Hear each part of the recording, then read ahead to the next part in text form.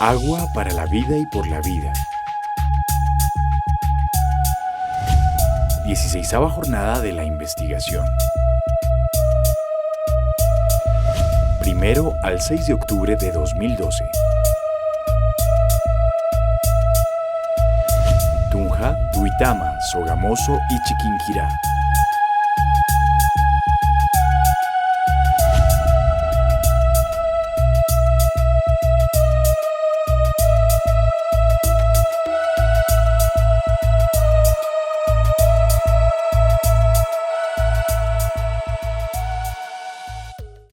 Muchísimas gracias a los organizadores, a la universidad desde luego, al grupo de filósofos y de ingenieros que nos han convocado en el día de hoy para una conversación tan importante como esta que tiene que ver con el tema del agua y sus relaciones con la cultura. Nosotros en el caso del colectivo Agenda Bogotá y nuestro trabajo a la vez político y pedagógico, nos hemos propuesto una tarea muy importante y es lograr llegar a la mayor cantidad de sectores sociales, hacer una reflexión profunda sobre la relación de uno y otro, sobre todo para los amigos que están estudiando de un lado ingenierías, hay varios acá, ¿cierto? Casi todos, y otro lado filosofía, hay también varios acá. ¿Sí o no? ¿6 filósofos o estudiantes? Bueno, todos podemos filosofar, no necesariamente tienen que estar en la facultad de filosofía.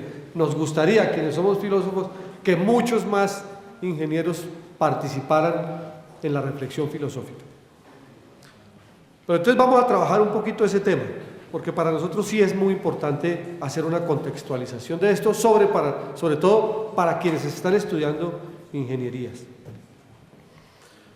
Este tema de la relación agua-cultura o agua-sociedad y cultura, mejor, pues creo que lo estudiamos en los primeros semestres de cualquier carrera. Ninguna sociedad humana se ha construido lejos del agua o a espaldas del agua.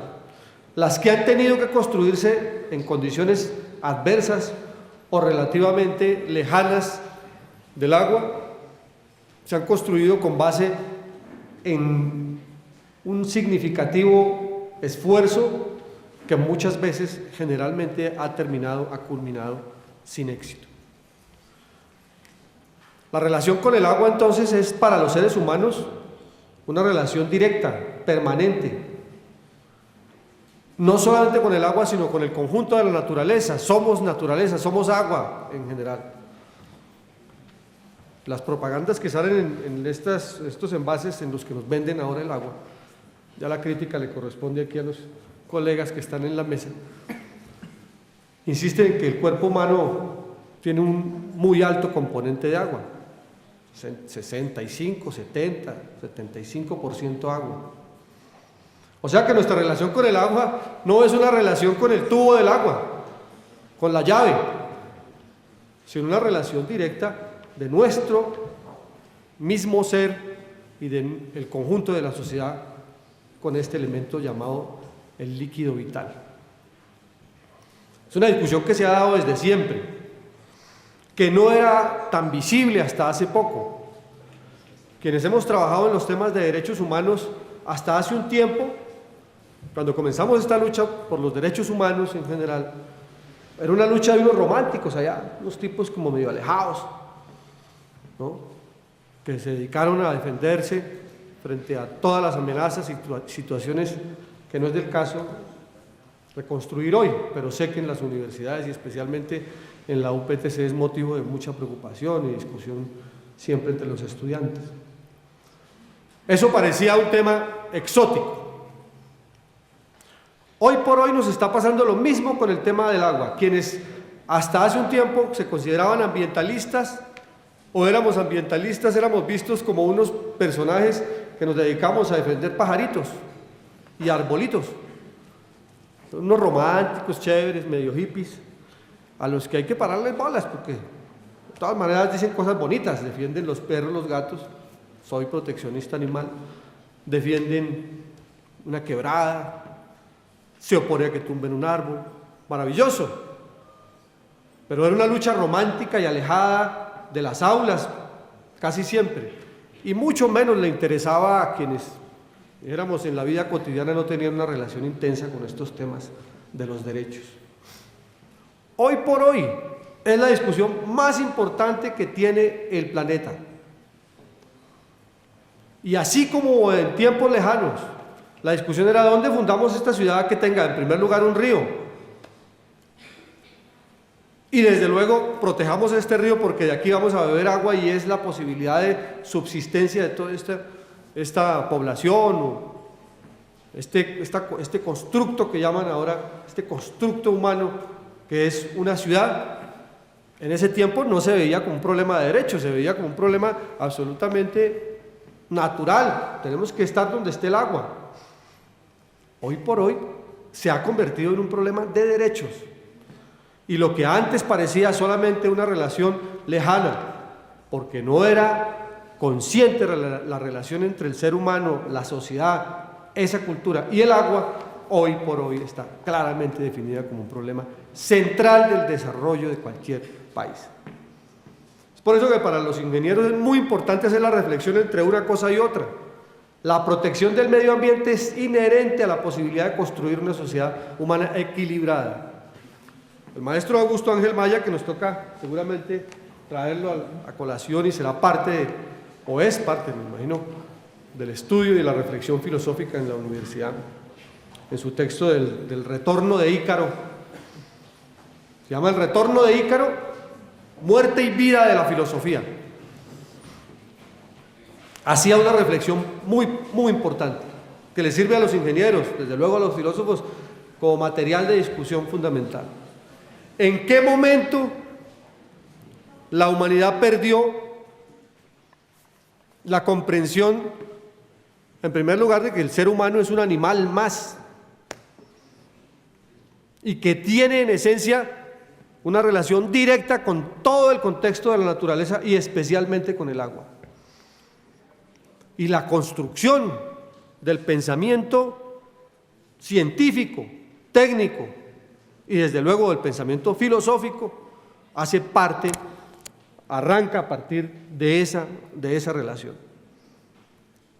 Cuando los seres humanos nos dio por pensar un día que nos habíamos separado del resto de seres vivos y que somos superiores a esos seres vivos y nos volvimos homocentristas, pensando que a partir de nosotros se construye todo y se deconstruye todo, que somos los reyes de la naturaleza, y comenzamos a depredar desde el primer pedacito de pasto de hierba hasta el último de los animales. Desde ese momento en que considerarnos superiores al resto de los seres vivos, estamos perdiendo la pelea. El exceso de viveza, como se diría. Y esa discusión está relacionada directamente con este tema del agua. Por eso es muy importante que se haga esa reflexión permanente en las universidades, en los colegios, en la que se pueda establecer, especialmente para ciertos sectores y ciertas profesiones, la relación directa que existe entre uno y otro elemento, y encontrarnos identificados y no diferenciados de los otros elementos y de los otros seres vivos que conforman lo que denominamos la naturaleza. Esa cultura requiere entonces un planteamiento profundo y urgente, que hoy en día, para contraer toda esta parte histórica, exige una permanente elaboración, una permanente evaluación por parte de todos nosotros. Quienes somos ambientalistas, sin necesariamente ser ingenieros o ingenieros forestales o ingenieros ambientales, es otra deformación. No, los ambientalistas son solamente los que son ingenieros o han estudiado eso, o ecología, ahora hay una... No, tenemos que ser todos, lo mismo que la filosofía. Lógicamente, cuando uno se especializa, pues puede manejar ciertos argumentos con mayor rigor, y es importantísimo. Evidentemente la especialización y la profesionalización en un área es fundamental, pero también aquí pesa otra percepción de nuestro colega Edgar Morin, como se conoce. Pensamiento complejo. Necesitamos hacer que los ingenieros y los filósofos y los biólogos y los médicos y los pedagogos de carrera tengan un pensamiento complejo, es decir, sean capaces de hacer una reflexión interdisciplinaria, transdisciplinaria, y de tal suerte que un ingeniero y un filósofo se puedan sentar juntos a reflexionar y compartan puntos de vista sobre los cuales pueden trabajar. Dijéramos, hay una línea de base que podamos compartir. Y esa es la tercera reflexión que les quiero hacer. La primera, somos todos seres de la naturaleza, la tenemos que compartir y entender. La segunda, estas sociedades no se pueden construir sin entender la compleja relación que existe entre uno y otro. Y la tercera, para entender la complejidad de esas relaciones entre la naturaleza y el ser humano, necesitamos estudiar desde una perspectiva multidisciplinaria, de pensamiento complejo. Edgar Morin, o Morin, como se dice en francés, Morin, está escrito así, debe ser una guía en esa discusión. Y los invitamos a que haya ese trabajo. Quienes trabajamos para entrar en la materia que me han invitado a reflexionar y que podamos compartir ahora con ustedes, quienes trabajamos, por ejemplo, en este caso, en un parlamento, como es un consejo municipal, tenemos que hacer esa reflexión con colegas, no necesariamente amigos de uno, no somos copartidarios con todos los que integramos, por ejemplo, en este caso, el Consejo de la Ciudad de Bogotá. Por el contrario, tenemos una mayoría que está en contra del alcalde mayor Gustavo Petro. Sin embargo, en la reflexión sobre el plan de desarrollo, instrumento sobre el cual se trabaja permanentemente y se hace la primera gran discusión de cualquier consejo de la ciudad, nos tuvimos que poner de acuerdo sobre la importancia de dejar como uno de los ejes fundamentales de ese plan de desarrollo el eje, que es el número 2 en el caso del plan de desarrollo de Bogotá, que se llama así, la recuperación del espacio del agua o de los espacios del agua y la adecuación al cambio climático, la adecuación de la ciudad al cambio climático. Para hacer una reflexión en un parlamento, en un consejo, de una discusión sobre este tema no era fácil o no es fácil. No siempre todos los partidos políticos y no todos los colegas están en disposición de avanzar en ese campo, de entender la complejidad de esta relación y saber que en Bogotá por primera vez, y creo que en el país, un plan de desarrollo considera esencial el problema de la protección de los espacios del agua. Antes lo habíamos mencionado, el país en general, especialmente en las universidades, desde luego, el movimiento académico lo había planteado, pero convertirlo en política pública y que eso se traduzca en decretos, en artículos específicos de los decretos y pasos específicos también en política pública como parte del plan de desarrollo de una ciudad, ya no me refiero a las leyes y a la propia Constitución, sino al plan de desarrollo, fue una tarea y es una tarea que nos corresponde diariamente retomar. De los muchos temas que trae 9 temas muy grandes, el plan de desarrollo sobre el tema ambiental y la adecuación al cambio climático. Desde luego el principal es el tema del agua. Está por eso, perdóname, si nos podemos devolver, ¿quién está manejando? Gracias. Es una propuesta para repensar las relaciones entre la naturaleza y la cultura en la construcción de ciudad. Nosotros hemos, toda esta discusión anterior, todo esto que les he planteado, resumido en 5 minutos, 8 minutos, desde luego es una tarea que en un parlamento se convierte en debates y debates y debates. Yo llevo 6 años en el Consejo de Bogotá, 5 años y un poquito,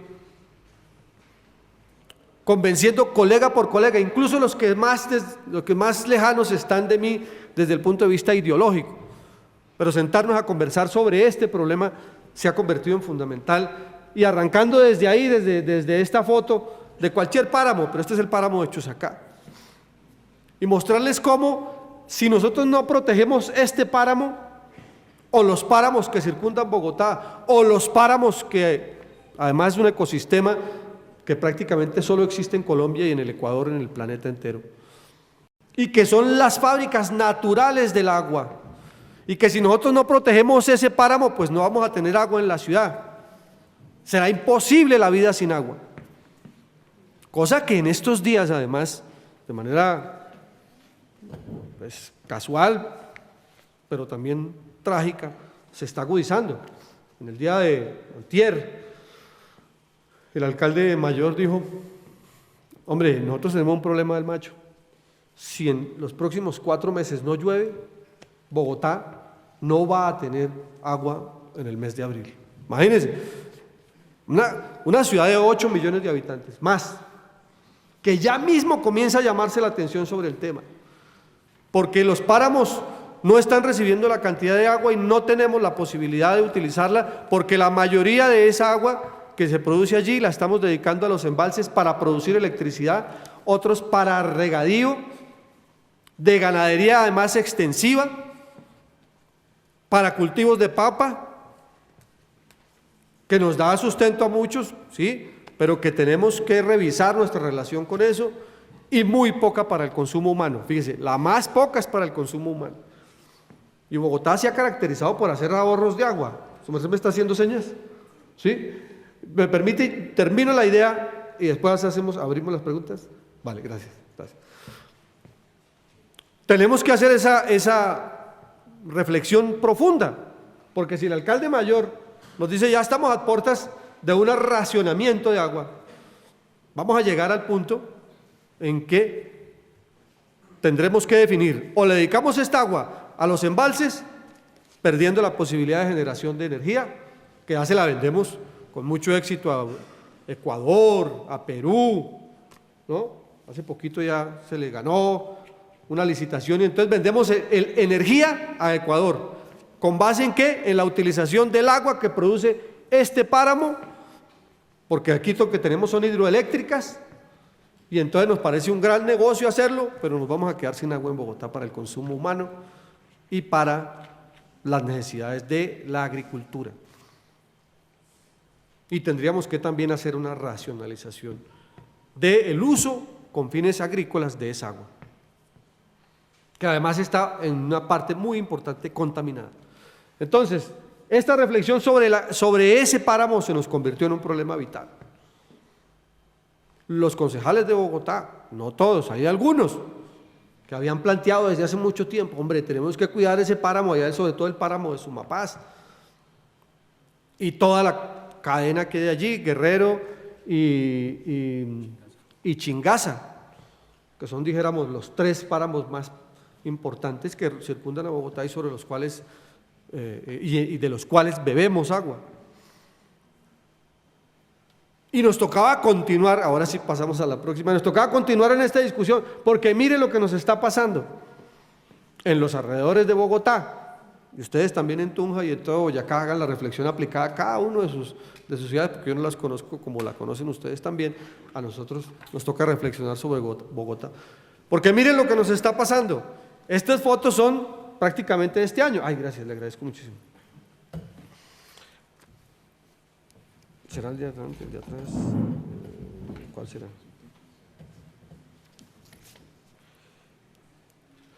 Nosotros hemos ido degradando las faldas. Esto es dijéramos, el área circunvecina al páramo. Podríamos decir que el páramo está aquí detrás. Entonces, el páramo recupera esa cantidad de agua tan importante, pero comenzamos a sembrar sobre laderas, quitándole espacio al páramo y acabando pues con unas áreas muy importantes que conducen necesariamente a devastadoras situaciones. La foto habla por sí misma, o las fotos que pudiéramos tomar allí. Consecuencias concretas de eso sobre el hábitat, sobre los seres humanos, sobre todos los seres vivos. Todos los seres vivos, allí que hubiera un santuario de osos de anteojos, de distintas aves de rapiña, especialmente halcones, especialmente buitres.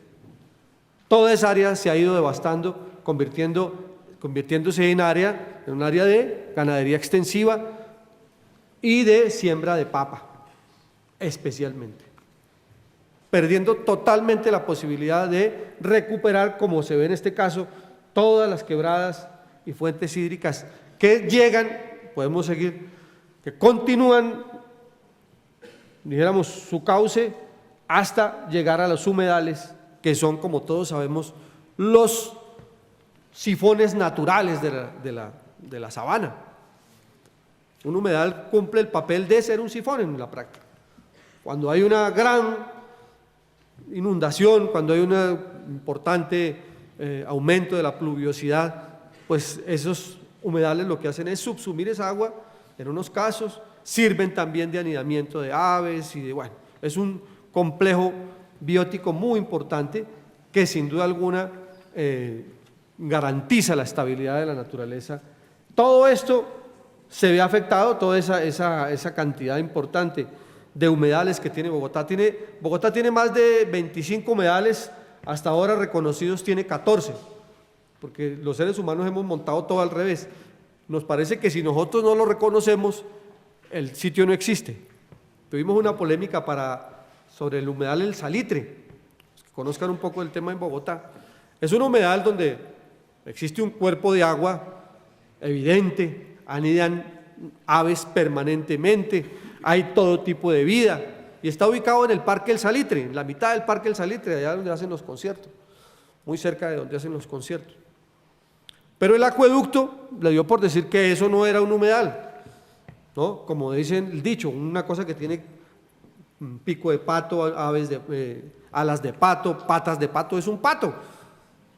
Pero a ellos se les dio por decir que todavía hasta que esos ingenieros no reconocieran que eso era un humedal, entonces no se podía de ninguna manera entregar un documento que diga que eso era un humedal. Y estábamos perdiendo ese humedal y estamos perdiendo otros 9 o 10 humedales en Bogotá por cuenta de que nuestras propias talanqueras legales impiden reconocer eso como humedal. Pero vuelvo al centro. Nosotros entonces nos hemos concentrado en defender desde arriba, desde los humedales, pasando por las quebradas, desde los páramos, pasando por las quebradas, bajando hasta los humedales y llegando a los principales afluentes que van por el río Bogotá, río Tunjuelo, que además son nutrientes del río Magdalena, que además a su vez llega al océano y cuya contaminación desde Bogotá y desde antes de Bogotá, muchos de los municipios que compartimos el agua, llegan estas quebradas totalmente contaminadas a la ciudad de Bogotá. Y nosotros en Bogotá contribuimos a que se contaminen aún más, haciendo que todo lo que hay aguas abajo, desde el río Bogotá, todas las poblaciones estén regando los alimentos con aguas contaminadas y en muy difíciles condiciones de recuperación.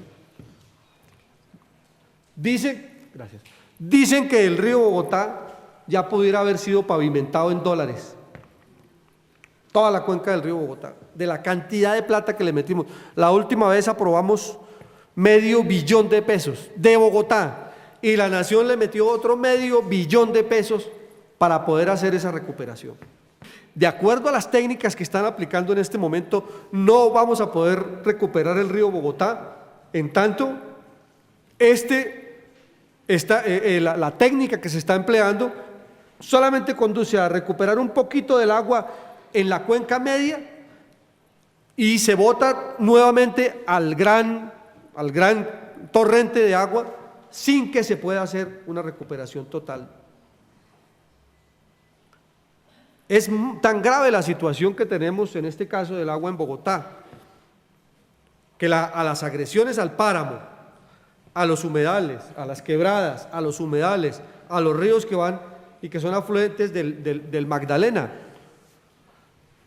que en este momento la discusión ya no se concentra exclusivamente en qué tipo de recuperación tenemos que hacer, sino si solamente podemos recuperar lo que se llama el torrente hidráulico, Los que son ingenieros me entenderán mejor. Hacemos una recuperación solamente de la fuerza del agua en el río, pero no de la cuenca del río. No recuperamos todo lo que hay alrededor del río. Entonces, como solo recuperamos la fuerza del río, pues se pudre el agua y no importa que esté podrida, lo que importa es que produzca energía. Y una empresa como Engesa, a la que hemos venido denunciando insistentemente en Bogotá, quiere construir arriba en el páramo donde se produce el agua, lo mismo que está construyendo en la represa del Quimbo y lo mismo que está intentando hacer en Santander, que es construir represas, podrir el agua o pudrir el agua, no importando el detrimento tremendo que produce sobre todo el conjunto de la cuenca y solamente concentrándose en la fuerza hidráulica del río y no en la recuperación de la cuenca y de todo el factor hídrico, que es otra característica diferente.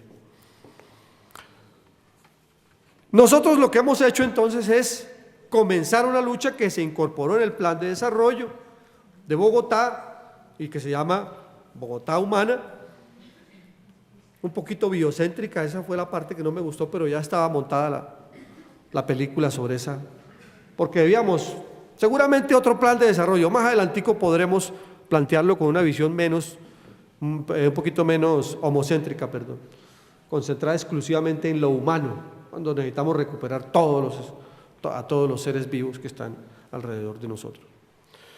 Entonces nos hemos concentrado en la política pública alrededor de ese tema. Primero, la recuperación de los espacios del agua. Hicimos un debate hace 4 días para que en un pedacito de Bogotá, que está allá entre la alcaldía de Tunjuelito y la alcaldía de Rafael Uribe Uribe, en el centro de Bogotá, pudiéramos recuperar una quebrada y un parque que se llama La Chiguaza, con el objeto de que esos espacios del agua se conviertan en realidad. La tarea entonces nuestra es sacar de la discusión general sobre la importancia del agua y convertirlo en una política pública concreta, recuperar prácticamente quebrada por quebrada. Bogotá tiene 192 quebradas de las 2.000 que tenía. De las 2.000 quebradas que tenía Bogotá, ya no le quedan sino 192 quebradas reconocidas, de las cuales nos tocó comenzar a luchar una por una, con nombre propio, con activistas, con estudiantes, ingenieros sanitarios, ingenieros ambientales, ingenieros forestales, activistas de todas las profesiones para lograr que se recupere cada una de las quebradas, cada uno de los humedales. Y hemos logrado desarrollar también un movimiento social que ya comentaremos, algunos de mis compañeros de mesa van a comentar específicamente formas de protección de los espacios del agua a partir de movimientos sociales y de reflexiones como la que estamos haciendo. No nos interesa, y ahí quería llegar, hacer una recuperación solamente teórica o general sobre el tema por ejemplo, del páramo, sino precisar los alcances que tiene la política pública, demostrando que si perdemos el páramo por explotación irracional de ese recurso natural, perdemos el agua, perdemos las quebradas, perdemos los humedales, se pierde totalmente la posibilidad de vida alrededor del mismo. Y hay una modificación de la política pública y del modelo de desarrollo que tiene Bogotá, o los vamos a ver abocados en poco tiempo a encontrarnos con una ciudad totalmente desértica. Estas son las cárcavas, ¿o no? Estas son las cárcavas de la explotación de Cemex y de Holcim en Bogotá. Minería a cielo abierto en el centro mismo de la capital de la República. Minería que está prohibida por la Constitución y las leyes. Para Cemex sí hay todas las garantías de que haya una explotación como esta. Esas son las cárcavas. Los huecos que quedan de la explotación minera que se supone debían ser recuperados por contrato, nunca han sido recuperados. Las ha llenado el agua, hay 2 o 3 cárcavas llenas de agua, calculan algunos que tienen más de 20 millones de litros cúbicos cada uno de esos huecos, que donde se abra, donde se esgurrumbe, como decimos aquí en Boyacá, soy de origen boyacense, a mucho honor, donde se esgurrumbe una cárcava de esas, nos llevamos prácticamente 100.000 vidas de los barrios más cercanos a Bogotá. De manera que tenemos que cambiar el modo de desarrollo, el modelo de desarrollo, el enfoque que tiene este momento, que predomina el cemento, el asfalto, sobre todos los otros intereses, ha llegado al punto, y con eso termino, en el que la reflexión sobre los temas del agua se ha convertido en un problema vital del desarrollo de la sociedad. Ya tenemos en Bogotá, estamos haciendo un mapeo con un compañero, con un colega, sobre los conflictos sociales en Colombia. Hasta hace poco eran las huelgas. Hoy por hoy, los conflictos sociales, si hacemos un mapeo y juxtaponemos los conflictos sociales en determinadas ciudades y pueblos de Colombia con los conflictos ambientales, nos encontramos que vienen predominando los conflictos ambientales. En primer lugar, por la ausencia de agua. En Cali, la semana pasada, duraron 5 días las principales arterias taponadas porque la gente se bajaba porque no tenía agua. No llega agua. Los debates que tenemos en el Tolima, en Santander y el que se va a presentar en Bogotá dentro de poco, contra la construcción de hidroeléctricas que al fin de cuentas solamente dejan recursos para las grandes multinacionales y deja, así como esto, acabado todo el entorno natural donde se crea o por donde circula el agua. Es una tarea vital en este momento la recuperación de los espacios del agua. De tal suerte que la recuperación de todo este pensamiento, desde las primeras civilizaciones que se plantearon estar junto al agua, no para acabar las fuentes de agua, sino para vivir con el agua, convivir con el agua, se ha convertido en un problema ya no solamente de los hippies ambientalistas, de filósofos descarriados, sino un problema político de primer orden y se va a convertir en un problema de orden público, en tanto las ciudades no tengan agua, vamos a comenzar a encontrar que las protestas, las manifestaciones ciudadanas y las salidas como las que están pasando en este momento en varias ciudades de Colombia, pero también de América Latina y del mundo, van a ser las principales reivindicaciones. Tener 1 litro de agua, ya no envasado en estos, que muy amablemente les agradezco que nos hayan dado en este frasco, sino que nos lo den, sino que podamos tener el libre acceso al agua. Eso es lo que hemos hecho cuando hemos dicho en Bogotá, con la ira santa del establecimiento, que Gustavo Petro decidió un día por decreto, hay un mínimo vital básico que no puede ser embargado. Todos los ciudadanos tienen derecho a tener mínimo 80 metros cúbicos de agua mensualmente, cada familia, así no la pague. Y entonces se nos vino el mundo encima. ¿Cómo así que Petro está regalando el agua? Y entonces la gente abre el grifo y la riega. No, es una estupidez pensar que se pensaba así, que se hizo eso así. Lo que se trata es de que las familias que no pueden pagar, así sea rico, no puede pagar o no quiso pagar, pero tiene derecho a acceder. Y desde luego los más pobres, que la plata, 1.000, 2.000 o 3.000 pesos, que tengan que invertir pagando agua en ese mínimo vital básico, sí les descompensa totalmente las condiciones de vida.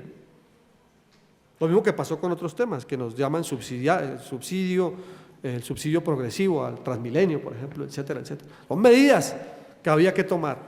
La negativa a vender agua en bloque a los grandes inversionistas en urbanizaciones chaletizadas alrededor de Bogotá, chalets de 1.500 y 2.000 millones de pesos. A ellos les entregaban el agua, mientras los campesinos o las poblaciones cercanas no tenían cómo comprar el agua. Entonces, por eso se decidió no vender agua en bloque, punto. ¿Por qué se vende agua en bloque? Dice, esta población X le compra tanta agua a Bogotá, se la entregamos, pero el señor alcalde y algunos de mis colegas concejales allá consideraban que, bueno, listo, venga acá, nos vendieron 100, estos 80 van para los chalets, estos 80 metros, y los otros 20 los dejamos para los pobres, a los cuales sí les racionan el agua no les llega el líquido en las mejores condiciones y no les garantizan el suministro permanente de líquido vital. De manera que la discusión se ha convertido en una discusión política, ya no es solamente una discusión filosófica, ya no solamente es una discusión incluso de ingeniería sanitaria, es un problema de discusión, es un problema que se ha convertido en una discusión de orden público y una discusión que tenemos que llevar hasta las últimas consecuencias, porque Bogotá y el país o retoma el sentido práctico sobre estos temas o nos dejamos llevar por la idea de que el agua solo sirve para generar energía que en general beneficia sobre todo desde el punto de vista económico a los grandes capitales transnacionales, o nos concentramos a resolver con soberanía, con autonomía y con claridad la relación nuestra con el agua. Yo dejaría ahí, les agradezco mucho y estamos dispuestos a las preguntas. No sé cómo tengan organizado los amigos de la universidad, si primero las preguntas a cada uno o al final. Muchas gracias.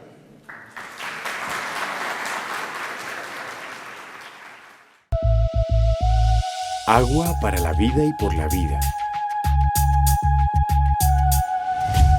16ª jornada de la investigación. 1 al 6 de octubre de 2012. Tunja, Duitama, Sogamoso y Chiquinquirá.